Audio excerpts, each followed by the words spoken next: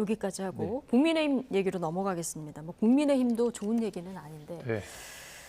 태영호 최고위원이 발언 논란으로 스스로 윤리위에 제소하겠다 이렇게 얘기를 했는데 또 발언 논란이 있었습니다. 김구 선생이 김일성의 대남 통일전선 전략에 이용당했다.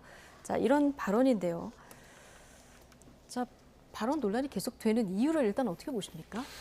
글쎄요, 좀 당의 지지율이라든지 그러니까 지도부의 저 막말 프레임이 지금 계속 있는 상황 속에서 어떤 본인의 소신이라고는 하지만은 이런 얘기들을 하는 것이 과연 당 입장에서는 도움이 될지는 잘 모르겠습니다. 김기현 대표가 자제하라 이렇게까지 얘기했잖아요. 예, 자제하라고 분명히 이야기를 했고 국민 정서와 맞지 않는 이야기를 하는 경우에는 불이익을 주겠다라는 이야기도 같이 하신 걸로 알고 있거든요. 그러니까 최고위원으로서 해야 될 말과 해서는 안 될 말들을 가려서 좀 해야 될 텐데 그냥 내가 옳다고 생각하니까 다 이걸 이야기해야겠습니다라고 하는 것은 책임 있는 지도부의 자세는 아니라고 생각합니다.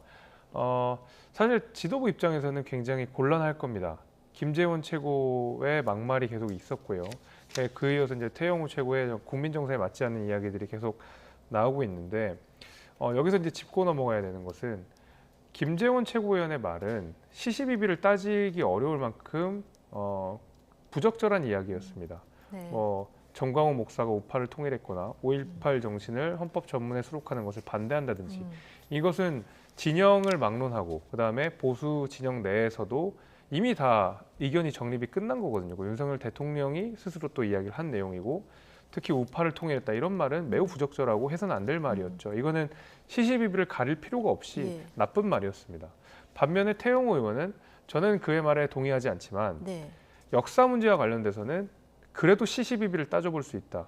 그러니까 태영호 최고위원이 생각하고 있는 바, 배운 바와 실제로 대한민국 역사교육에서 배웠던 바들이 어떤 것이 맞느냐 따져볼 만하고 그렇다 그러면 우리가 이것 어떤 자신의 정치적 견해, 역사적 견해를 피력하는 것만으로는 징계까지 나가긴 어렵다. 아마 이런 지도부의 판단이 있었던 것으로 제가 생각이 됩니다. 네. 저는 그래서 아마 김재원 최고와 태영호 최고위원의 징계 내지는 경고의 수준이 조금 온도 차이가 있는 거라고 보고요. 네. 저는 그럼에도 불구하고 태영호 최고위원의 말이 지금 상황에서 국민 정서에 맞지 않는다. 저는 그렇게 생각합니다. 네, 서영주 대표님 뭔가 반론하실 거 있을 것 같아요. 많죠. 왜냐하면 태영호 최고위원이 말하자면 지금 집권 여당의 최고위원입니다. 지도부죠. 그러니까 본인이 어떤 역사를 갖고 있는지 모르겠지만 북한에서 넘어오신 거 아니에요? 그러면 북한에 있는 주체 사상 이런 걸 다 버리고 대한민국의 역사에 따라서 모든 자기의 역사 인식을 바꿔야죠. 근데 아직도 제가 봐서는 4.3 제주를 공산당의 폭도라고 나는 확신한다라고 하고 있어요. 그걸 북한에서 배웠는지 모르겠지만 그리고 김구 선생이 김일성의 대남 통일정선 전략에 이용당했다? 김구 선생이 누굽니까? 대한민국 헌법 정신에 기록된 임시정부를 세웠던 분 아닙니까?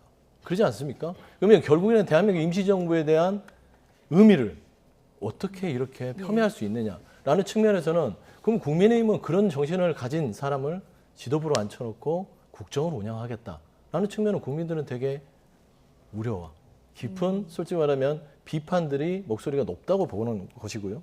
제일 또 요즘에 놀랬던 거는 일본 외교청사에서 일본이 독도는 일본 영토라고 주장했음에도 불구하고 태영호 최고위원이 무슨 얘기를 했습니까? 그걸 인정하는 꼴이잖아요. 이런 분을 그냥 뭐 본인의 소신이야?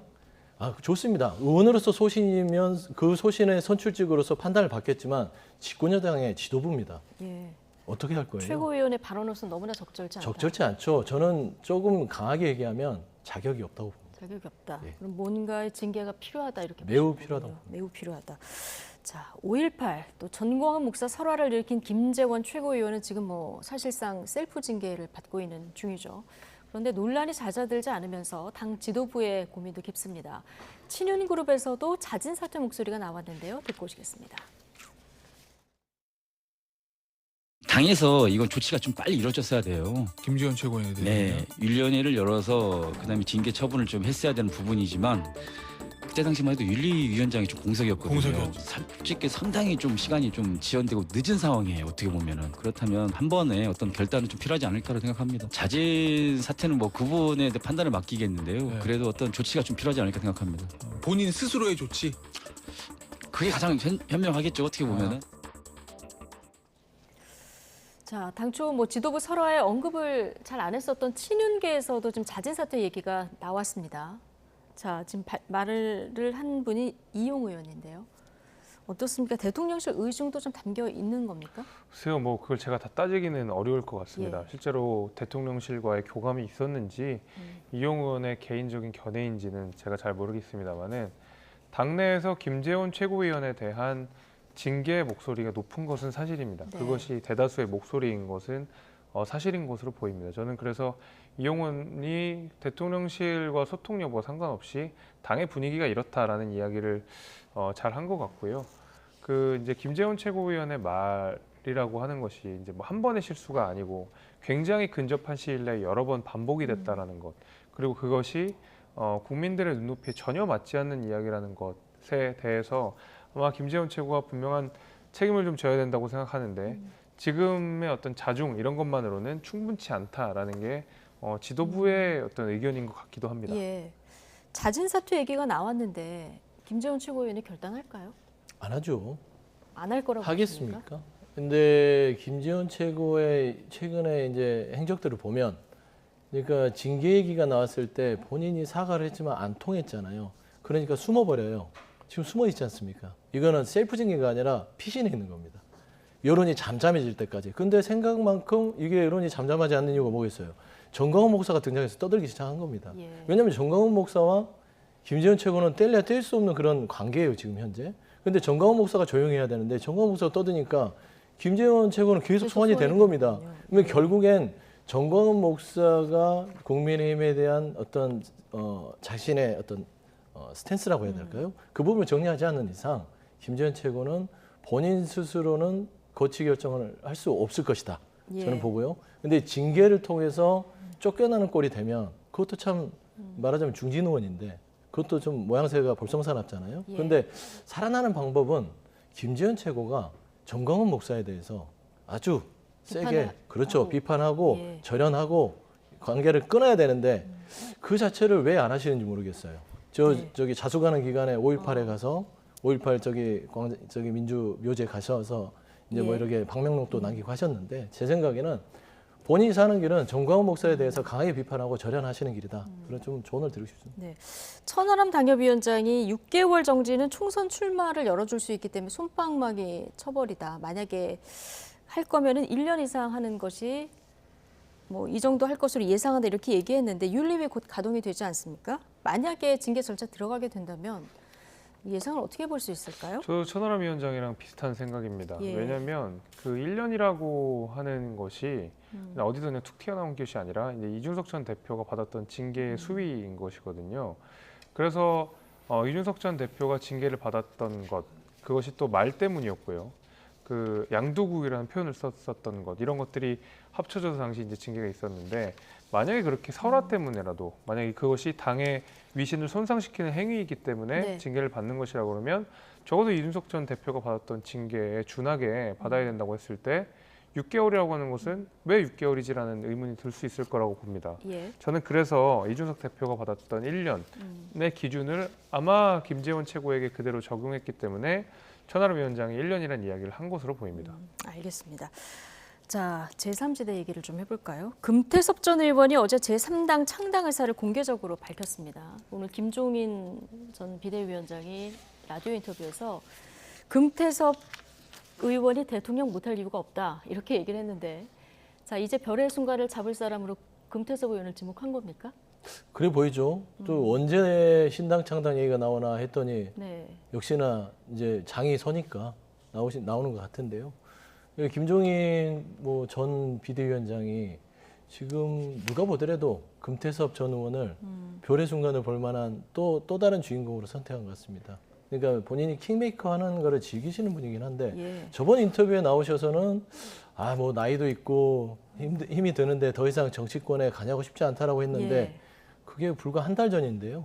또 신당 창당 모임 부분들로 보이는 금태섭 의원을 주축으로 한 모임에서 좌장 역할을 하신다라는 네. 측면에서는 뭐 다양성, 양당제 말고 다당제에서의 다양성 측면에서는 뭐 환영할 수도 있는 부분이 있지만 또 그게 그거 아닙니까? 금태섭 의원 민주당에 있었고 또 김종인 저기 전 비대위원장도 민주당에도 있다가 국민의힘에도 있다가 다 그냥 서로 돌고 돌아서 결국엔 신당창당 하는데 예. 과연 그 가치가 정말 제3지대로서 역할을 할 수 있을지 저는 3지대의 가치와 정신보다는요 그냥 지금 구도를 잇고 들어오는 수준의 모임이다 하고 네. 좀 평가할 수밖에 없습니다. 지금 제3지대로 어떤 인물들이 모일까 이 부분도 관심이 높아지고 있는데요. 이준석 전 국민의힘 대표도 거론이 되고 있죠. 자, 제3당 합류 가능성에 대해서 이렇게 답했습니다. 듣고 오시겠습니다.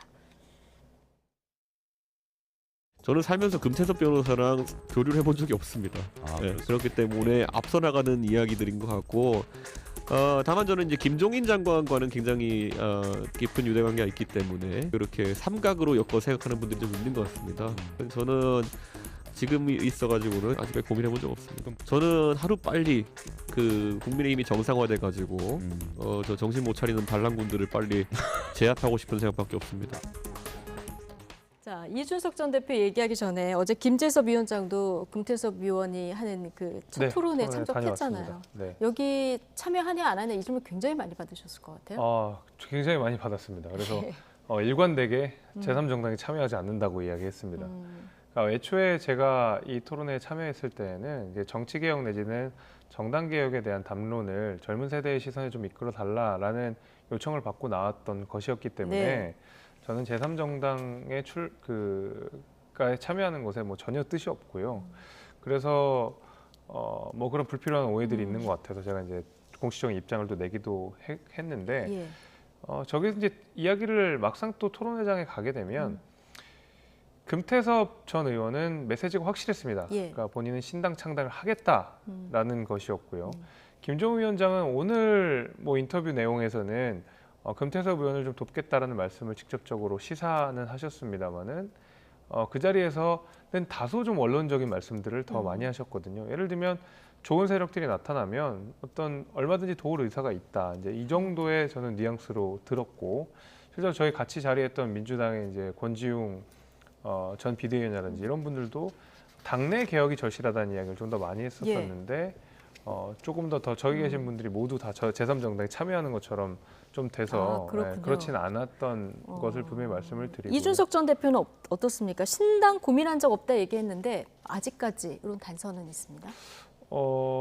저는 이준석 대표가 그 신당 창당에 참여하지 않을 거라고 생각합니다. 않을 것 같습니까? 예, 뭐 아직까지라는 말을 단서를 붙여가지고 뭐 아리송하게 이야기했는데 제 생각에는 약간 견제구를 던진 거라고 생각해요. 그래서 본인이 사실은 이 국민의힘 당대표에서 내려오는 과정에서 받았던 처우 이런 것들 생각해 보면 얼마든지 대안 세력으로서의 가능성을 이준석 대표는 계속 가지고 있어야 되는 것이거든요. 네. 저는 그런 의미에서 견제구를 날렸다 이렇게 보지 실제로 이준석 대표가 신당 창당을 할 거라는 그렇군요. 생각은 하지 않습니다. 나는 반란군을 제압할 생각뿐이다 이런 얘기도 했는데요. 네. 반란군은 누굽니까? 반란군이야 늘 얘기했듯이 윤핵관이겠죠. 그렇죠? 윤핵관을 딱 찍어서 얘기할 수는 없지만 저는 반대로 이준석 전 대표는요 신당 창당을 한다고 봅니다. 지금은 별도로요? 아니지만 아니면 여기 합류는 하지 않고요.